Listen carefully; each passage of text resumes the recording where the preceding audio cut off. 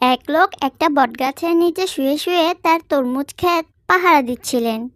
এমন সময় সেই লোকটি মনে মনে ভাবতে লাগলেন, আল্লাহ তাআলা যে কোরআনে বলেছিলেন তার সৃষ্টির মধ্যে নাকি কোনো ভুল নাই, কিন্তু আমি তো দেখছি বড় একটা ভুল আছে।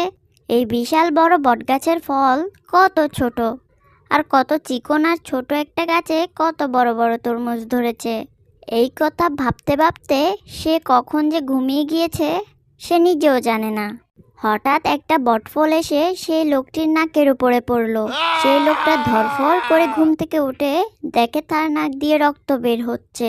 লোকটা তখন বলল, আল্লাহ, আসলে তোমার সৃষ্টির মধ্যে কোনো ভুল নাই। তুমি মহান, তুমি সমস্ত ক্ষমতার ঐশ্বর্যের মালিক। আজকে যদি এই বটগাছের ফল তরমুজের সমান হইতো আর আমার নাকের উপরে পড়তো, তাহলে তো বিনা টিকিটে ভেস্তে চলে যেত।